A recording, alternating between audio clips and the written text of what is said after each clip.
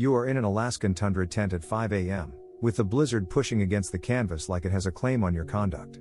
The straight razor is open in your hand. A tiny cup of hot water gives off steam, and the steam hits your cold skin before the blade does. The event is simple. Wind. Cold. A shaking tent. A face that needs attention. The impression arrives faster than thought. This is pointless. Let the beard grow. Go wild. Stop caring about the small forms. Out here, order is decoration. That is the first mistake. The cold has no authority over your standard. The wind has no vote in your judgment.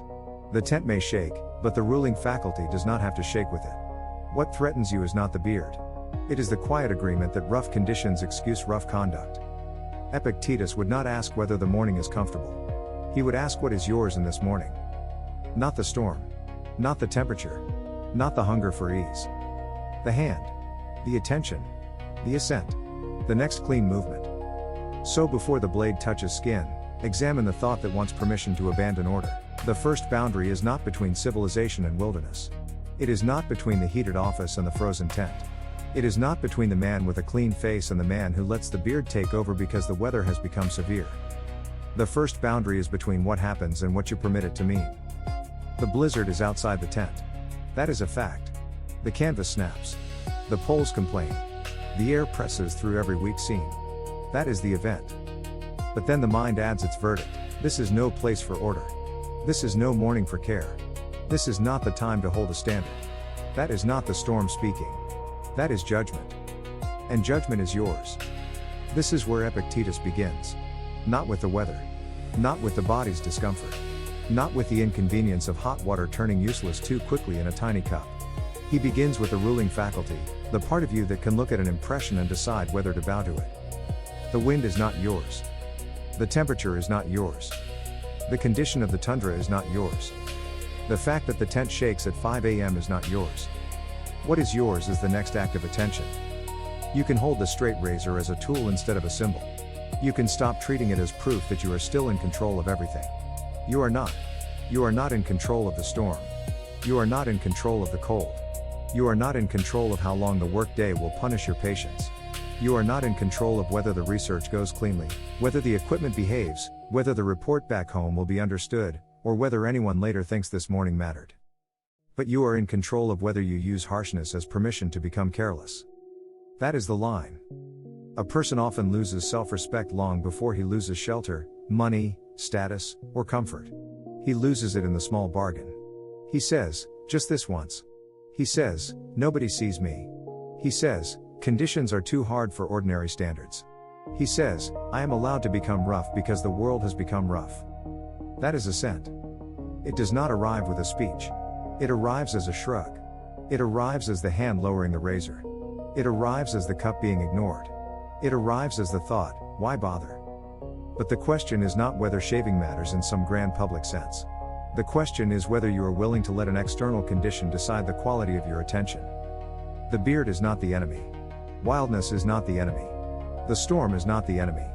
The error is placing comfort, mood, and the romance of giving up above the faculty that chooses. The error is treating rough surroundings as if they have moral authority. They do not. A difficult environment may change what is possible. It may shorten your options. It may demand caution. It may force adjustment. A Stoic does not deny that. He does not pretend cold is warm. He does not act as if the body is made of iron. He does not mistake stubbornness for virtue. But adjustment is not surrender. You may have to move slower. You may have to pause more often. You may have to accept that the morning will not feel graceful. None of that touches the central fact. Your standard is not owned by the weather. That is the boundary of control. On one side, wind, cold, shaking canvas, limited water, hard ground, the hour before sunrise, the discomfort of skin exposed to air, the isolation of the tundra, the absence of applause, the fact that nobody may ever know whether you kept order in that tent. On the other side, your judgment, your assent, your intention, your care with the next movement, your refusal to turn discomfort into law. The mind wants to blur that boundary because blurred boundaries excuse weak conduct. If everything feels hostile, then carelessness feels reasonable. If the storm is treated as a command, then abandoning the shave feels like obedience to reality.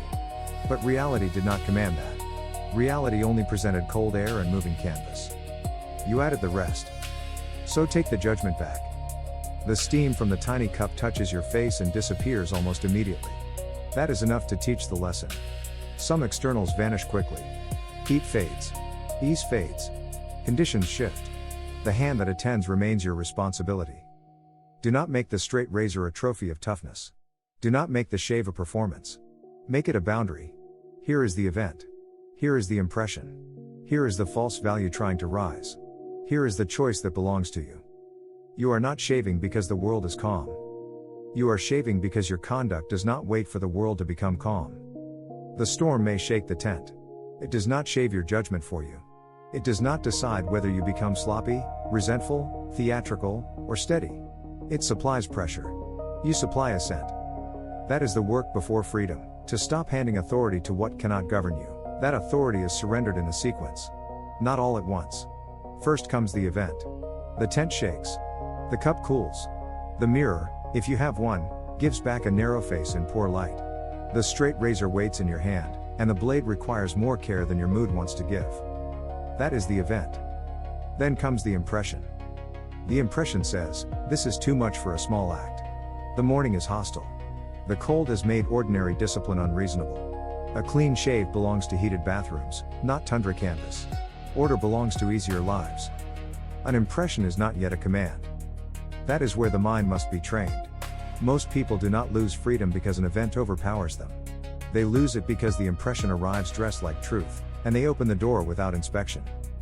The first appearance is strong because it uses evidence. The wind is real. The cold is real. The steam striking your skin and vanishing is real. The hand stiffening around the razor is real. The difficulty is real. But difficulty is not authority. This is the distinction Epictetus forces on you. The impression may report pressure. It may report discomfort.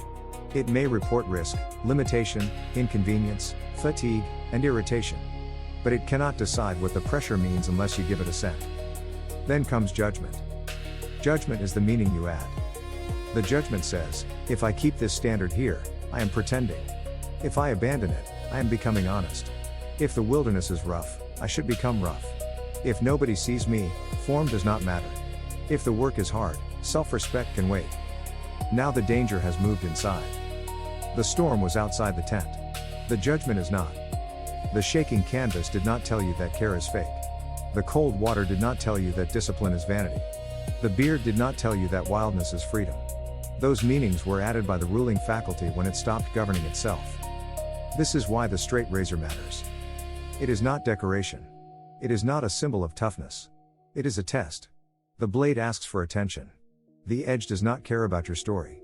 It does not care whether you feel civilized or abandoned. It only asks whether the hand will obey examined judgment. The hand must slow down. The mind must slow down. The assent must slow down. Assent is the quiet yes you give to a judgment before you act from it. It may be so quick that you do not hear it. It may look like lowering the razor. It may look like turning away from the cup. It may look like muttering, forget it. It may look like calling neglect natural because the weather is severe. That is the trap. You think you are responding to the blizzard. You are responding to your agreement about the blizzard. You think the tent made you careless. It did not. You agreed that carelessness fit the tent. You think the cold lowered your standard. It did not. You agreed that comfort should rank above order. This is the work before freedom. Not heroic struggle. Not public proof. Not a hard face for an imaginary audience. The work is smaller and stricter. Catch the impression before it becomes judgment. Catch the judgment before it receives assent. Catch the assent before it becomes conduct. Event. Impression. Judgment. Assent. Action.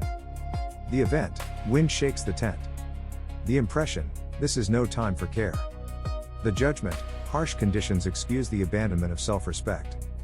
The assent, yes, let the standard go. The action, the razor closes, the cup cools, the morning begins with surrender disguised as realism. Now reverse it. The event, wind shakes the tent. The impression, this is uncomfortable and difficult. The examined judgment, discomfort is a condition, not a master. The refused assent, I will not let wildness outrank the ruling faculty. The action, warm the skin, steady the hand, make one careful stroke. That is not vanity. That is not denial. That is philosophy under pressure. The wrong judgment inflated the external. It treated comfort as law. It treated roughness as permission. It treated the beard as proof that order was artificial. But order was never dependent on the bathroom, the schedule, the audience, or the weather. Order was dependent on the faculty that chooses how to meet what appears. So do not argue with the blizzard. Do not dramatize the beard. Do not worship the razor. Examine the meaning. The blade is in your hand. The steam is almost gone. The tent is still moving. Nothing external has become gentle. That is exactly why the distinction matters. You are not asked to control the morning. You are asked to control the yes inside the morning. Before the next stroke, name it plainly. This is an impression, not a verdict. This is discomfort, not disgrace. This is pressure, not permission. This is a moment for examined assent. Then move only as far as judgment permits. Slow. Clean. Governed. Slow. Clean. Governed. That is where training begins. Ascesis is not a dramatic word for suffering. It is practice. It is the discipline of meeting a hard condition without allowing that condition to write your judgment. In the tent, it is not an idea. It is a sequence. The first act is to stop. Not for a long time. Not to admire your self-control. Just long enough to prevent the impression from becoming command. The canvas snaps. The wind rises. Your shoulder tightens. The cup of hot water trembles near your knee. The thought says, forget the shave. Stop there. Name the impression. Say it without decoration. The mind is presenting cold as an excuse. The mind is presenting discomfort as authority. The mind is presenting wildness as freedom. Once named, the impression loses some of its disguise. It is no longer reality itself. It is an appearance asking for assent. The second act is to return to the anchor. Look at the straight razor. Do not make it heroic. Do not make it sacred. It is a blade with a handle. It requires care. It punishes carelessness. That is all. And because it requires care, it forces the mind back into the present. Not tomorrow's report. Not the storm's duration. Not the fantasy of becoming untamed because the tundra is untamed. This stroke. This hand. This judgment. The third act is to separate the event from the value you added. Event, the wind is shaking the tent. Added value, therefore order is foolish. Event, the water is barely warm. Added value, therefore attention is not worth spending. Event, the beard could grow. Added value, therefore neglect would be more honest. Break the chain. Break it deliberately. Do not let the mind smuggle philosophy into laziness.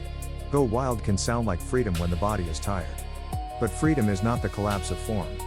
Freedom is the refusal to let externals govern the faculty that chooses. The fourth act is to shrink the task. Do not shave the whole face in your mind. That is how the impression grows large. The mind turns one difficult morning into a verdict on the entire expedition. It says, this is who you are now.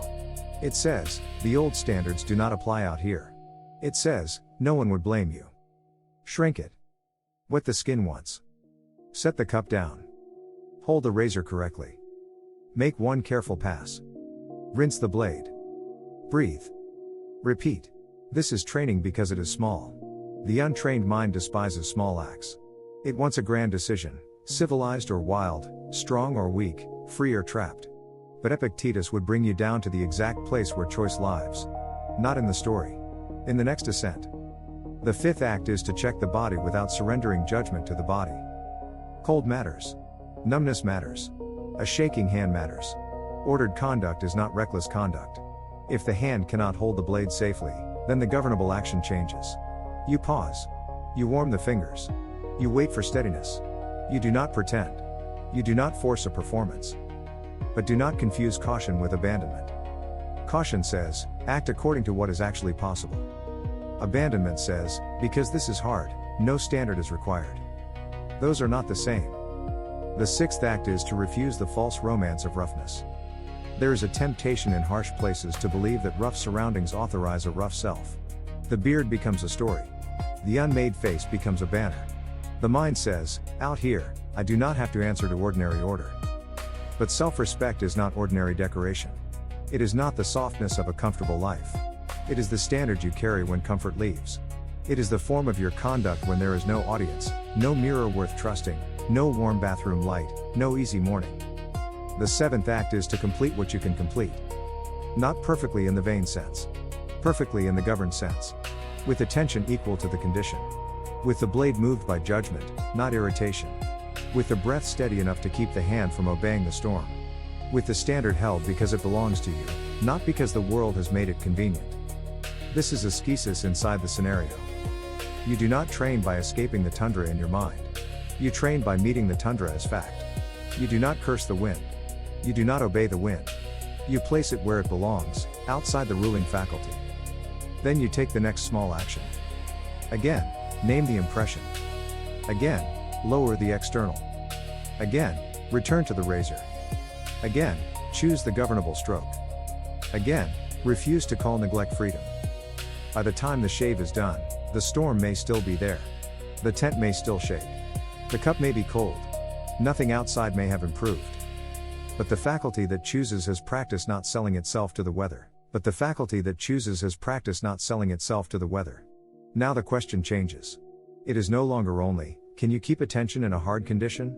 It is, what kind of conduct follows from that attention? Because self-respect is not proven by a feeling. It is proven by the way you carry a duty when the condition does not flatter you. The shave is not the whole duty. The shave is the entrance to duty. It is the first visible act of order before the day asks for larger ones. Outside the tent, instruments may need checking. Notes may need recording. Samples may need protecting. A radio call may need to be clear. A decision may need to be made without drama. The work does not care whether you feel noble. The work asks whether you can bring a governed mind to what is in front of you. That is responsibility. Not responsibility for the blizzard. Not responsibility for the temperature. Not responsibility for whether the expedition becomes easy, admired, efficient, or understood by people far away in warm rooms. Responsibility for your conduct inside the facts. The untrained mind wants responsibility to mean control over results. It wants the storm to quiet down so it can say, now I will be disciplined. It wants the body to feel comfortable so it can say, now I will be careful. It wants the day to cooperate so it can say, now I will respect myself. That is backwards. A Stoic standard does not wait for agreement from the world. It begins where agreement is absent. The straight razor teaches this because the blade leaves no room for speeches. You cannot talk your way into steadiness. You cannot excuse a careless hand by blaming the wind. You either attend to the stroke or you do not. You either let the impression rule the hand or you return the hand to judgment. The same is true after the shave. You either speak sharply because the morning was harsh, or you govern the next sentence. You either handle equipment roughly because the cold irritated you, or you govern the next movement. You either neglect the notes because nobody will see the tent at 5 a.m., or you govern the next line. Responsibility is the return of authority to the place where authority actually belongs. This does not make the day easy. It makes the day clean. There is a difference. Easy conduct depends on favorable conditions. Clean conduct depends on examined assent. Easy conduct says, I will do right when the weather allows it. Clean conduct says, the weather defines the difficulty, not the standard. That is why the temptation to go wild must be examined carefully. It does not always appear as laziness. Sometimes it appears as honesty. The mind says, stop pretending. Stop maintaining forms. Stop shaving. Stop ordering. Stop answering to a standard built for better places. But what is being called honesty may only be surrender with a rougher name. If you abandon order because order is no longer convenient, you have not become free. You have become obedient to inconvenience.